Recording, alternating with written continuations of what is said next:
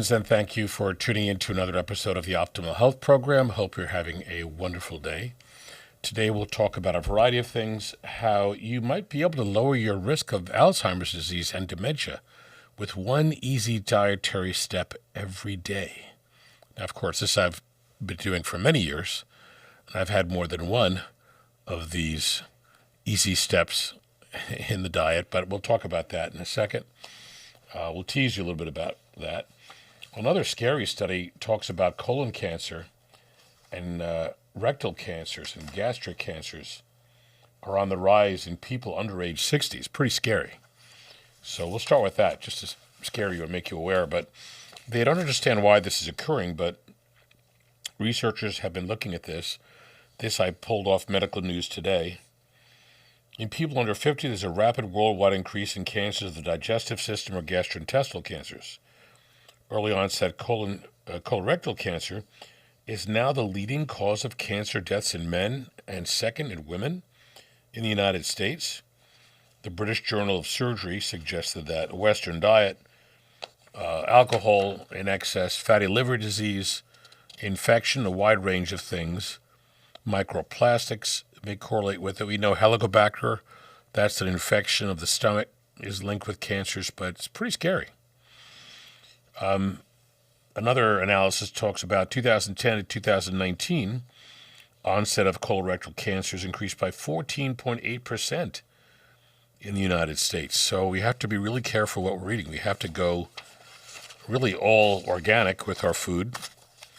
Have to have lots of vegetables in the diet, good broccoli, because the sulforaphane in broccoli can decrease cancer risk. So there are, quote, anti-cancer foods or things that we are told to have in the diet because they may decrease the risk of cancer. And there are things that people still do that dramatically increase the risk of all cancers, including smoking, and to some extent, excess alcohol consumption. So we have to be very careful. The phone lines and email and text lines, I guess we can call them, are all open. We'd love to chat with you. 888-420-9272. 888-420-9272. Got some questions in the Garden tank. City, cool. Garden City phone number is 516-794-0404. And the website is drcalapai.com, drcalapai.com. Let's go to questions. Yeah, so someone just said, why are we seeing so many people under 50 getting colon cancer now? What's changed in the last few decades? I think it may correlate with diet or chemicals in the diet or GMO foods, because these are things that have gone through the roof over the past couple of decades. There are things they're putting into food. There are new substances that food are sprayed with that are pesticide-like substances. There is something new called Apeel, A-P-E-E-L, which everybody should look at and learn about. And I think the more chemicals that are put into food, the more risk. That's why we have to try to shoot for organic foods as often as humanly possible and try to make it as much an organic-based diet as humanly possible. Infection will correlate with that. So Helicobacter is a common infection of the gut that can cause gastric cancer. We don't have answers yet. So now that these statistics are out, every good research facility in the country is going to start doing research on gastric and colorectal cancers to see what's going on. Crazy. It's scary. Is there any clear research pointing to why the younger age specifically? They didn't say that in this article. I'll get on the computer this afternoon and look at all that and do a deeper dive on it. Years ago they said that sushi was some sort of risk for gastric cancer. I don't know if that's still the prevailing thought, but there are a lot of younger people that have sushi. A lot of younger people, don't eat well. And maybe they're having more junk food. And a lot of younger people are vaping and doing all these other things that put chemicals in your body that may be dangerous. So we have to look at all that.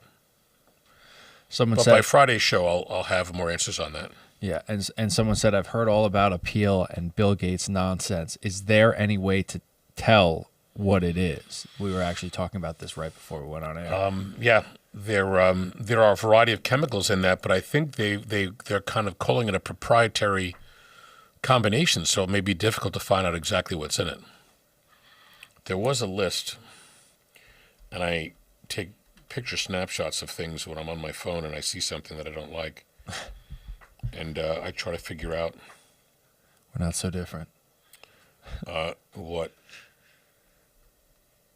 No, this is about glyphosate. Glyphosate seems to be found in large amounts in certain wines.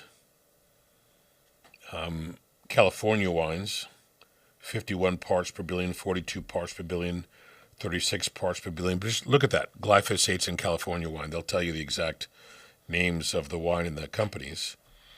In beer, 49, 31, 29, 27 parts per billion. Jeez. And these are common beers, and you know all of the names of these beers.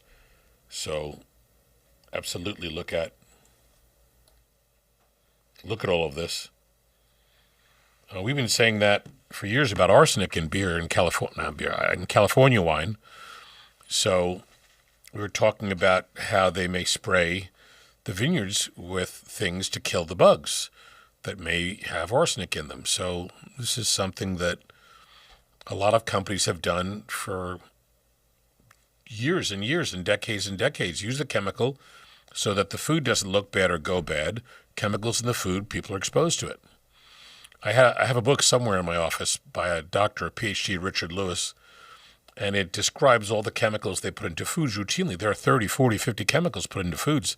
They have no names. They're just numbers and letters, but they are meant to kill infection, act as a preservative. But when heated to certain temperatures, these chemicals become dangerous. So when you're cooking the food, you may be putting yourself at danger. I have to find the name of that book. Maybe Common Food Additives or Food Additives by Richard Lewis, PhD. If anybody could find that, and I'll look that up online again, see if I can get another or a newer copy of it. It's pretty crazy once you look at and see what they're putting into the foods, and always have, We know that now because, thank God, RFK Jr. is getting all that crap out of the food. And I read something today about the CDC says that thimerosal may be a health risk. I'm like, you finally are acknowledging that? We've been talking about that for years. And I remember maybe in the 90s, and when I first got into practice, eye drops that had thimerosal in them were taken off the shelves because that thimerosal, which is mercury, was creating problems with cataracts and eye disorders. But they've kept it in the injectables. So, yeah, thanks for finally admitting something that's created a major problem you think is a risk. So that was how many years after they were pulling that off the shelf? Yeah, so that had to be 35 plus years that they took it out of the eye drops.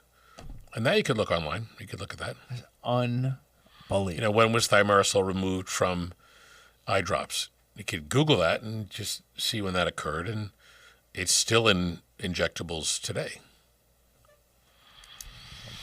Craziness.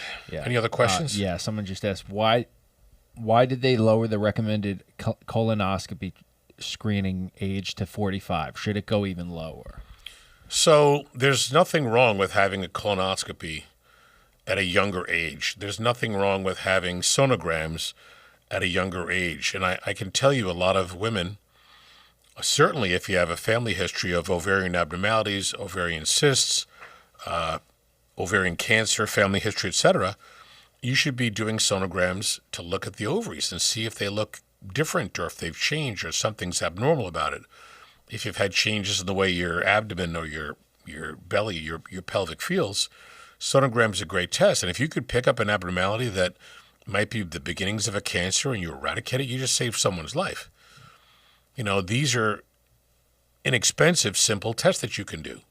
So I'd rather have people do the testing early and be sure that everything is okay than to wait to a certain age that someone says, oh, you have to do it at this age, and find out that that's a problem. So with this report, with the gastric and the colorectal cancers, we should be testing people at a much younger age.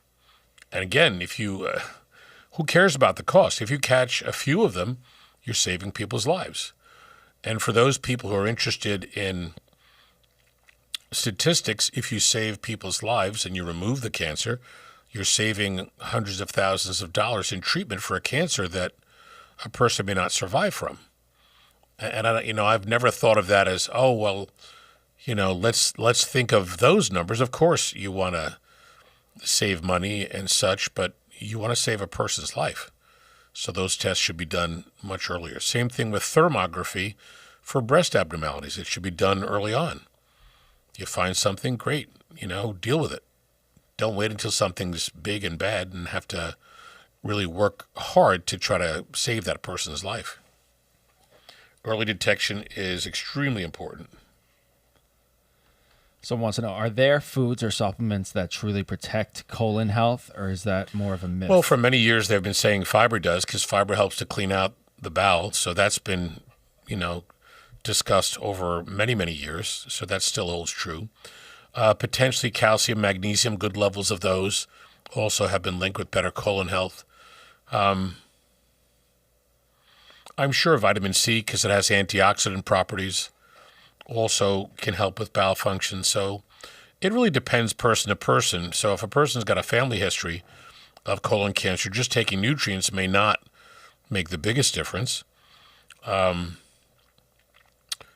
like to test people for heavy metals because that can sit behind the scene and cause problems that none of us realize. So aluminum is directly linked with Alzheimer's disease. So if we want to make a dent and lower Alzheimer's risk, that study, by the way, was having 1 egg a day. It seems to lower the Alzheimer's risk. Let's talk about that for a second while I'm in the topic. They believe because of the choline and the omega-3 content, but 1 egg a day. When they did autopsies on people's brains, they showed that those who had at least 1 egg or more a day regularly had less protein buildup in the brain associated with Alzheimer's, the tau protein.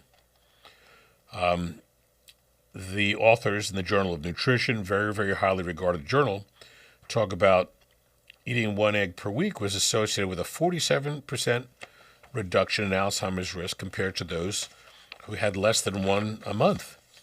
I love eggs. Always have loved eggs. Will never give up eggs. I like duck eggs, chicken eggs. Although you have to get organic eggs, and I've been to Europe and have had eggs over there, and they're just a whole different thing. They're big, delicious, flavorful, orange yolk, as bright as you could imagine. Sometimes the regular eggs you get here look like they're fake. At any rate, go get good or healthy organic eggs. There's a great place that I've gone to many times called Miloski's Poultry Farm. Milosky, Miloski's Poultry Farm. It's out, I think you would take LIE to the exit 60-something, 68, go north, maybe on 347, and then right where East Wind Spa is, it's a catering hall and a spa place, hotel. Right past there, there's a little building on the left-hand side, and that's Miloski's Poultry Farm. There are other poultry farms that you can get duck eggs, which are delicious, and chicken eggs, and chicken, and fresh killed and organic and free range, etc. I'll have to look up online because one of my patients years ago had a poultry farm further out in the South Shore of Long Island, maybe between North and South Shore. There's another place that I used to go to, which apparently is still open for those people in and around East Hampton, and I haven't been there in a while. Iacono, I-A-C-O-N-O, Iacono's a poultry farm, and you can get the eggs, you can get fresh killed chicken, and really great organic stuff. But we'll make a point by Friday, for the show Friday, that we'll make a list of all the local places that have the best organic stuff. Someone's asking, does cooking the eggs a certain way, like hard-boiled versus fried, affect the brain-boosting benefits? Probably not. You're not denaturing or destroying the egg. I wouldn't burn the heck out of it. You could have soft-boiled. You could have scrambled. You could pretty much have them any way you like. When I was a kid and we were sitting at the kitchen table, my dad sat in his chair to the right. I was next to him. Then my mom and my 2 sisters on the other side. And I still have these actual dishes there. It's sort of a raised dish, with a elevated sides on the dish, and there were two spots you could put the eggs. And inside the dish or bowl part of the dish was like a painted rooster. And these are things that go back many, many years. I've seen them online. I've seen them sold at antique places. They're not terribly common. They're somewhat rare. But we used to use those and crack the eggs in the bowl and just, have the bowl with some toast and stuff. And it was delicious. But I have a vivid picture of that. And, of course, I've kept the ones that we've had. So that, when I was a kid, would sit there next to my dad, and we would both have the eggs in this dish. But, yeah, I think eggs are great for you. There's no negative effect of eggs. They're a great source of protein, great source of nutrient. They were vilified because there's some cholesterol in the yolk, but that has been debunked over many, many years because there are a lot of people who eat eggs all the time that have no significant changes in their cholesterol. And now we know that since the low-carb diet is the most popular diet in the world and has been for years, cutting the carbs burns triglycerides, allows your body to burn the fat and burn the cholesterol as a primary fuel. So eggs are fine in your diet. And they're just asking, is it specifically the protein that's helping the brain? Do you know what? Well, it's the choline and the omega-3s in the egg. Mentioned that a moment ago. And it's just a good source of protein. Yeah, that was I missed that comment. Yeah. That was a little while ago. Sorry. I know lots of people that just make hard-boiled eggs and they take them to work and they'll have that as their mid-morning snack. They'll have it, as an afternoon snack. It's a great idea. Why not? Deviled eggs are good. Oh, love a good deviled.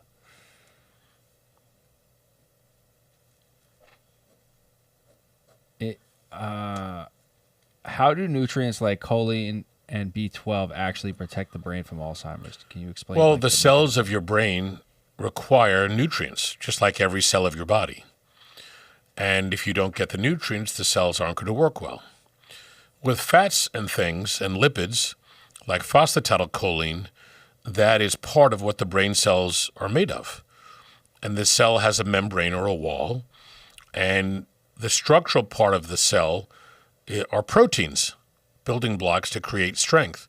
But the membrane is lipid, and if you have damage to that membrane and you're able to break down or pop a hole into the wall of that membrane, then free radicals will get inside the cell and destroy it. It's called apoptosis. It's cell degeneration or death. So you want to have all these nutrients on board to create your best function. Also, that's a super simplification, by the way. So you have receptors on every cell of your body, every tissue, and you're supposed to have good things hit the receptors, vitamins, minerals, etc. If heavy metals like aluminum, lead, mercury, nickel, cadmium, arsenic are hitting those receptors because they have the same charge, electrical charge, as the minerals, then you're losing out on the significance of that cellular function.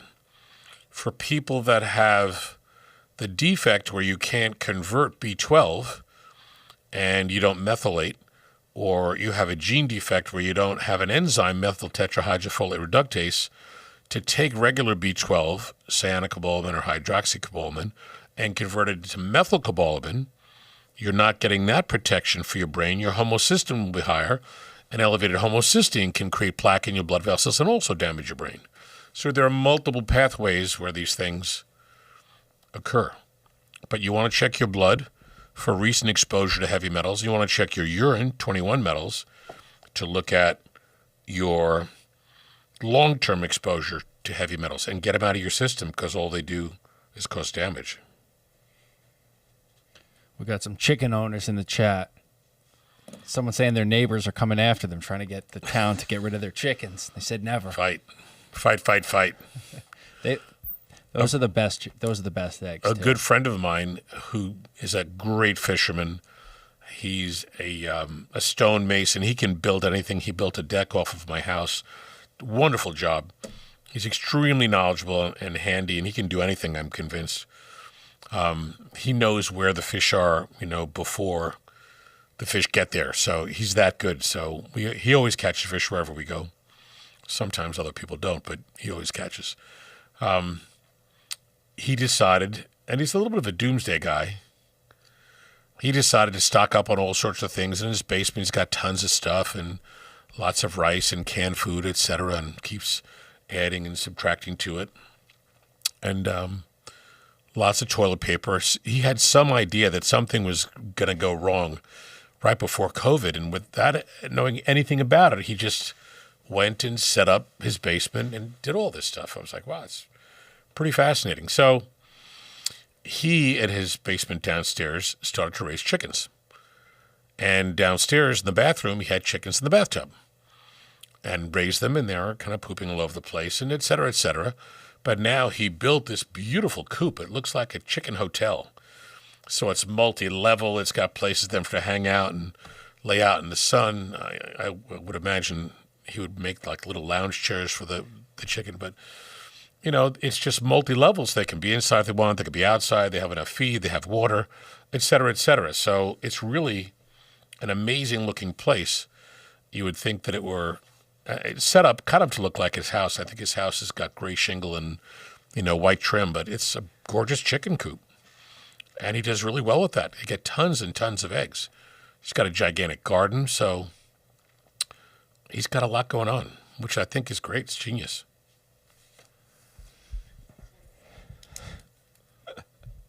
Oh, okay. They're talking about roosters. I understand the problem with the roosters, but with the sound complaints, but, you know, you need a male there. How are you going to get more chickens? You know, I'm not sure how to deal with that entire mechanism, but, you know, nature sooner or later makes noise. Nature's not silent. But think of all these perfect eggs you're getting. A lot of times when I go upstate, I'll stop by a little stand, you know, where people, and they have their own little chicken coop and they make fresh eggs. You're not going to get better than that.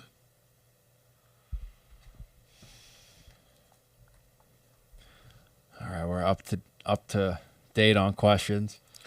Good. Let's talk a little bit about some new things. So in the creation of this RPM, the remote patient monitoring mechanism that we're doing, and we're speaking with some big facilities that want us to do it for them, we're looking to connect with a company that is a national company that does telemedicine calls, and they have nurse pracs and PAs. And in the expectation of having a few thousand, and maybe many thousand, people that want to do the RPM through a gentleman that I know that has Article 28 buildings, which are very, very big, and they see a huge number of patients per year. To be able to handle all of this, we're looking at this telemedicine company where they would call or either do a video or a telehealth, you know, a phone call, do the visit, get someone to get your blood work done, get the lab, go to the home to get the blood work done, do the second review, make recommendations, get the device sent to you, whether it's a cuff, a glucometer, a watch, and an AI company that also would integrate this to make all the information coming back to the computer completely super thorough. So there's a lot that's occurring, going on that we're doing. There's also another friend that I've known for many years. I hadn't seen him in a while, but I met him the other night at once again at his brother's birthday party. And he is working on a device that you'd wear like a bracelet on your wrist that does all the parameters, checks pulse, oxygen, all the activity levels you're doing, can do a little mini EKG, look at your blood sugar. So it's one device that covers all these remote patient management concerns, all the vitals. So we're looking to see when that will be available. So if we can use one device as opposed to 3 or so, that would make it a lot easier. So we're going to meet tomorrow night, I think, in the city. So we're always looking to see what works best for patients, what's easiest for patients, and make the whole process nice and simple. But we're gathering a lot of great data now. I've been saying that a good percentage of, and maybe the largest percentage of medicine going forward is going to be the patient connecting with their doctor or the doctor's office or the nurse prac or the PA through telehealth. Not every appointment has to be where a person sits with the doctor. It's easy to have the doctor, nurse prac, or PA speak with the patient over the phone, video or otherwise, or audio, go over their blood work, And they come in, for a physical exam, as needed, whenever they want or whenever the doctor recommends it. But a lot of the things that we do for patients can be done via telehealth. So this is becoming a very big picture. So we're excited to be on the forefront of this and to be able to create a great tracking mechanism so that we can keep patients from getting into trouble. So many people with arrhythmias or high blood pressure or high sugar, low sugar, all sorts of medical problems can't get to the doctor, for 3 to 4 months. They don't like going to the ER because they're stuck there, and sometimes you have to wait there for hours before you get attention. The beauty of the RPM is that if there's an abnormality, I get notified in the office right away, so we call the patient and then try to correct or fix. If we need to send someone to draw blood, we can do that. If the person's really bad and we can get them to the hospital, yeah, that would be great. And then speak to the doctors in the hospital and tell them what that individual needs, because we believe there's an impending problem. So this is much more of a connection between the patient and the doctor. And with this mechanism, we could contact and speak to the patient every week or twice a week if need be. So it's just a much better connection with your doctor. So it's an exciting mechanism, an exciting place to be in the field at this point. We're also going to create something similar for patients that are outside of the Medicare realm. We're doing it for Medicare now because they're endorsing it and it's working extremely well, but we're going to do it for patients, otherwise and outside the realm. So anybody could have access to this, but this may take a little bit of time to do. But stay tuned. Stay in tune. And the chat saying, in the right hands, I feel like AI could just do incredible things in the health industry. In the right hands. Absolutely. Dr. Chris's I hands. think it's a great help for doctors and, physicians and nurse practitioners and PAs, because when you're talking with a patient or sitting with a patient, it helps to create the note, but you get such a full note because most of your conversation is used to create the subjective, objective, and assessment plan part of the doctor's note. No doctor is going to write down as much as the conversation created by the AI device. Doctors write down a little bit of this, a little bit of that. Even if they talk and make some notes and then dictate that, it's just a lot less than what you're getting with the AI notes. So it's wonderful. Doctors don't have to write or type much because the AI does the entire mechanism.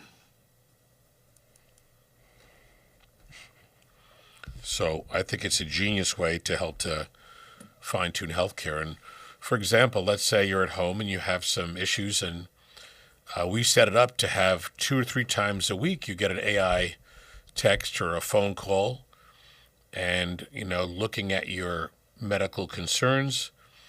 And the suggestion is, we're going to have the doctor call you. Then, it creates that connection. It's a terrific idea. Think of it, when you go to the doctor 3 or 4 times a year, they're getting a very small picture of what your heart rate, oxygen, exercise capacity, lungs, and any other part of your body are doing. But with this type of device and this mechanism, the doctor is looking at your blood pressure every day or every other day. So he can see if trends are starting or if a problem's occurring that, your other doctor may not see for months and months. Same with your oxygen, your blood sugar. And look at all the people during COVID that had lung issues. You're getting readings day to day and you know exactly what's happening. So you could address it and fix it rather than allow problems to build up and get worse. And I understand that Medicare likes the idea of preventing that big ER visit. So it makes sense in many ways.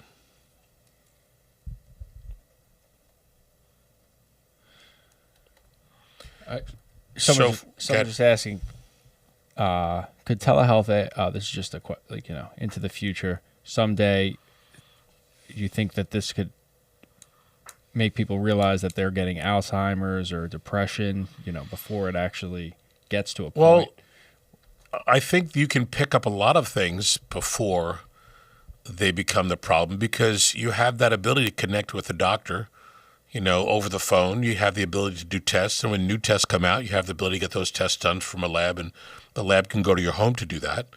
If the doctor notices that you're off, or your comments or your discussion is off, and maybe the AI is going to be the best part of this, if they see that you're not responding the same way, you're slower with your speech, your cognitive function is off, then yeah, they're going to look at that, compare it to massive amounts of data, and suggest that something's got to be tested. So yeah, I think that's one of the strong points of AI and this close connection with the doctor.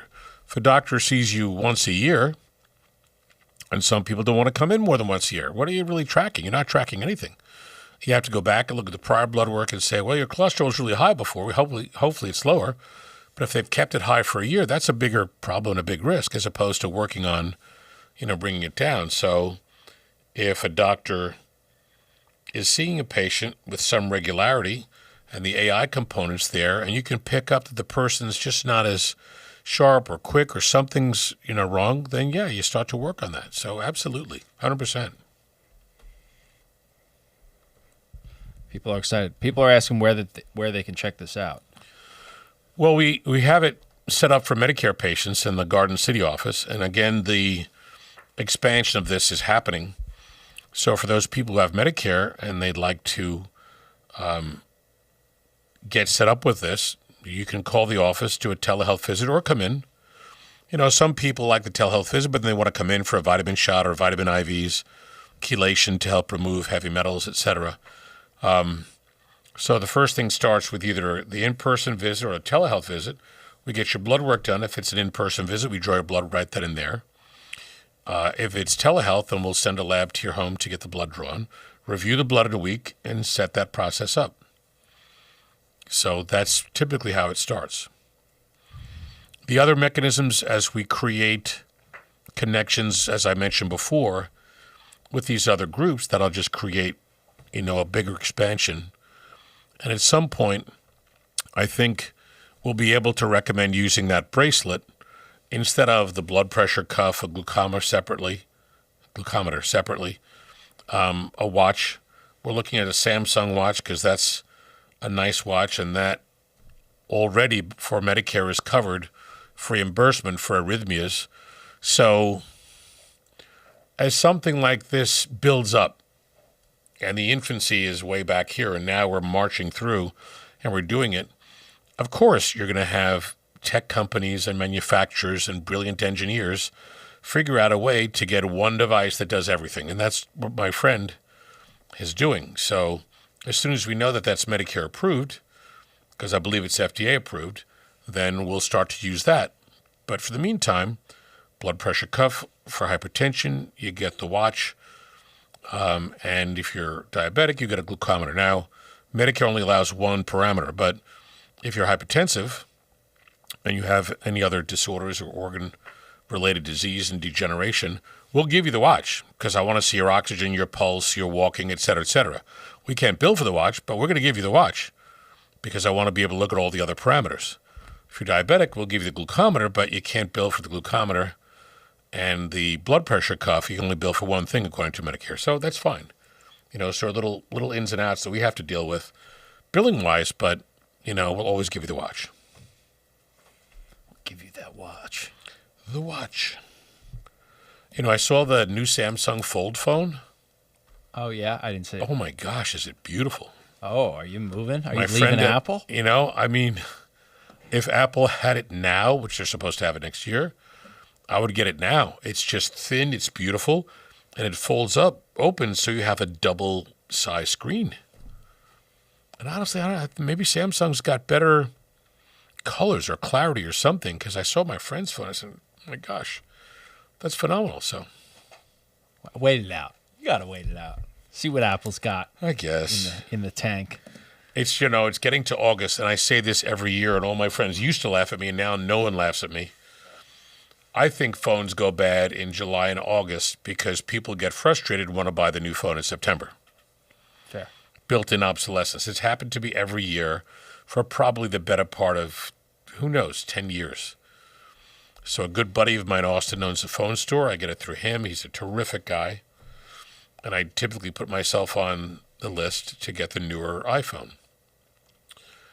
But it goes from dropping calls, not being able to make calls, all this craziness going on. You can't send messages. Person didn't get a message.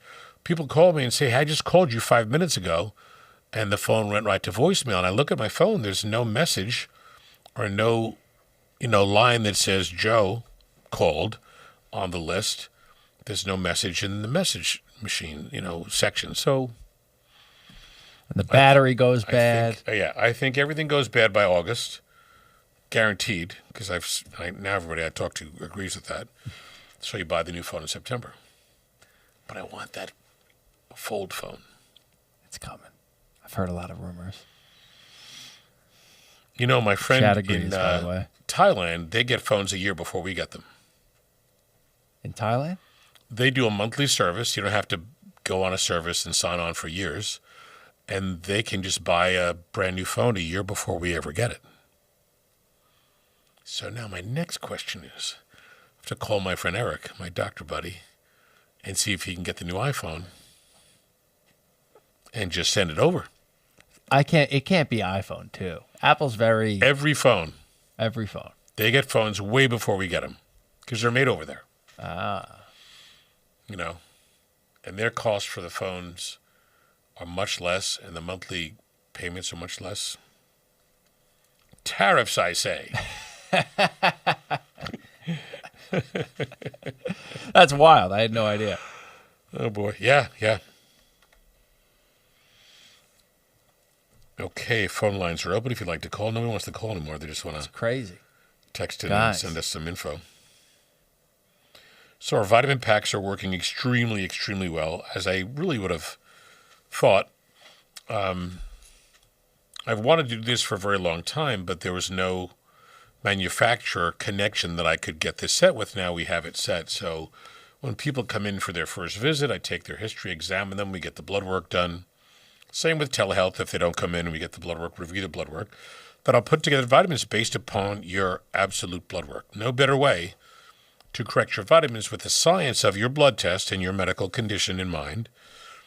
And I will check off to put nutrients in the morning pack. You take that pack, open it with your breakfast, you take your vitamins. An evening pack, you take your vitamins with dinner, either home or you go out, whatever. Then after a month, we recheck the abnormals for the nutrients and prove that your levels are all perfect. Nice in good high range or above the range, depending upon what we want for that person. And then people can buy, 2 or 3 months worth of the vitamins. They can get a discount from the gentleman that does it. So it's the perfect way to ensure your vitamins are in great range. Everything else, where you're not doing the blood work first and the blood work after taken, the vitamins recommended by a professional who does this all day, every day for 39 years, you're not hitting the nail on the head. You're just not. I see tons of people that are taking vitamins from every manufacturer you can imagine. I heard this on the radio. I take this, I take that. Some people are taking individual E and B vitamins and extra magnesium and potassium. They're taking everything individual, which is going to make the cost be prohibitive. But they're doing that thinking that they're getting a better result, which in many cases they're not. I see people taking 40, 50 pills a day, and their levels are still not good on the vitamin blood test that we do. Also, a lot of vitamin manufacturers will put a tiny dose of a lot of things in a multi. But that tiny dose is not enough. So when you look at the blood test and the vitamins are low, whether it's B's or E or D or C or whatever, they're taking what looks to be a big label, but it doesn't have enough stuff in it.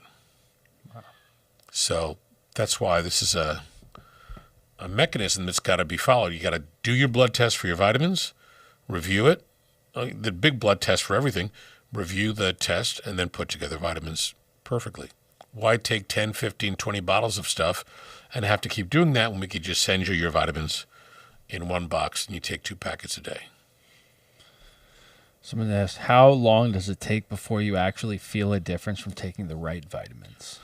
So it depends on the individual. So if a person doesn't convert B12, that means they've never had B12 in their system, because regular B12 can't convert You start to give them methyl B12, they can start to feel it within the week. Or if we give a methyl B12 shot, they'll feel it within the day. Vitamins are not like pain relievers meant to work to take pain away within a half hour, because drugs are meant to give you an immediate response. But we can see improvement in blood work based on that. We have a combination of things we use for cholesterol that over the course of a week or two, sometimes 2 to 3 weeks, we start to see the cholesterol drop from the nutrient combinations. We can see blood pressure improve when we correct magnesium and potassium. We can see people do well or better with airway spasm by correcting what would be a low magnesium potassium in the red blood cell. So there are different things that can happen sooner than others, but usually it takes a little bit of time. It also depends upon what you're looking to correct. Some people will do a vitamin IV, vitamin C IV, and it helps with their fatigue because it helps to inhibit free radicals and it helps to inhibit virus. But you may have something that's not correlated with a vitamin deficiency, so that wouldn't change that symptom. But that's why we do the workup initially. Are custom vitamins a good way to deal with hormonal shifts in midlife, like menopause or low testosterone? This is sort of the same sandbox, the same place, same playground. So custom vitamins will make sure your vitamins are in perfect range. The same thing that I do with hormones is customizing recommendations for hormones for you, whether it's estrogen, progesterone, DHEA, testosterone, IGF-1. We're looking at your blood tests, seeing where you are.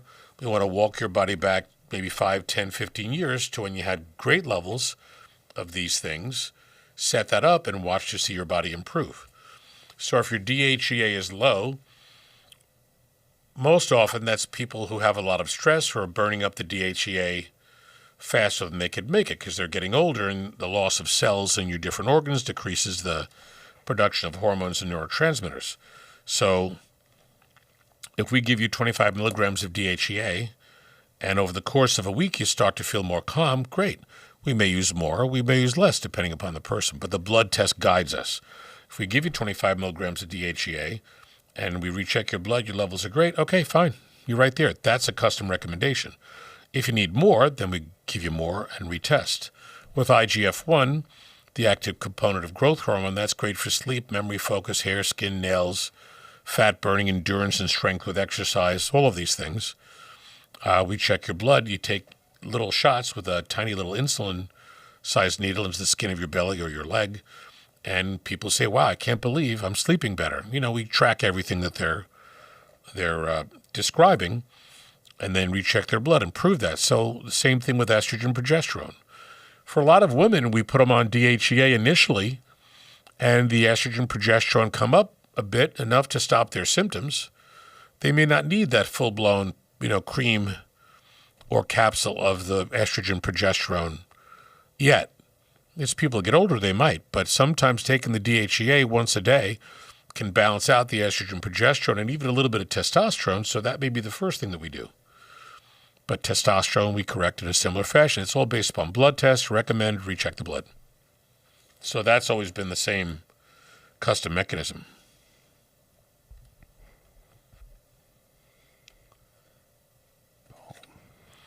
We could also say that exercise is a custom recommendation. So you may have a person that can't run because their knee or their back hurts from running, but they can sit on an exercise bike and pedal the bike or maybe do elliptical. So the exercise would be specific, the recommendation would be specific to their ability.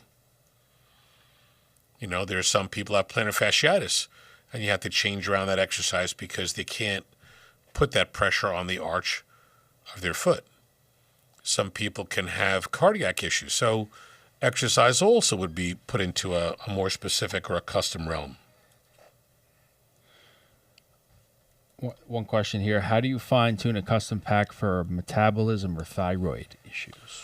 So, of course, the initial blood test will tell us about all your hormones, your thyroid, DHEA, testosterone, IGF-1, female hormones, dihydrotestosterone if a man is losing their hair, etc. So, and the vitamins will be on that blood test, and we'll look at all of that.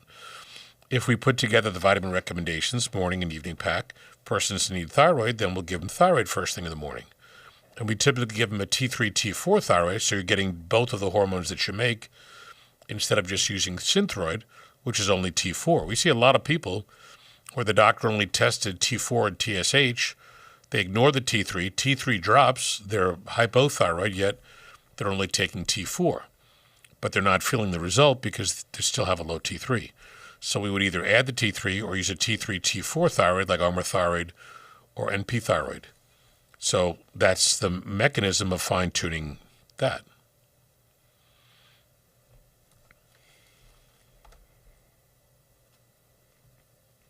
Up to date. So, yeah, these are things that we do ultimately by testing you, recommending, and then right away retesting to prove we're getting the result. Now, for thyroid, let's say we were to put a T3, T4, Armour thyroid, NP thyroid on board, and a person takes it for a week. If we check them within a week, you'll see an improvement over the first test, but you have to give it a month and test it out a month to make sure that you're getting the levels that you want and a person's writing down all their benefits. Better memory, focus, concentration, better mood, etc. So we're going with the patient's comments as well as what the blood test shows. The more information we get, the better. We also have a lot of people that have thyroid issues but don't realize it. They feel tired, achy, irritable, etc. Change their hair, their nails, skin. And when we look at their prior doctor's blood work, T4 and TSH are fine.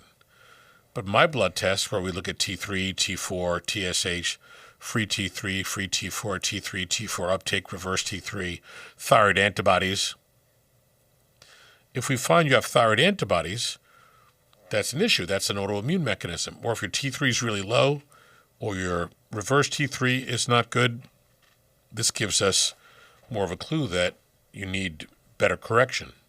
And we see that a lot.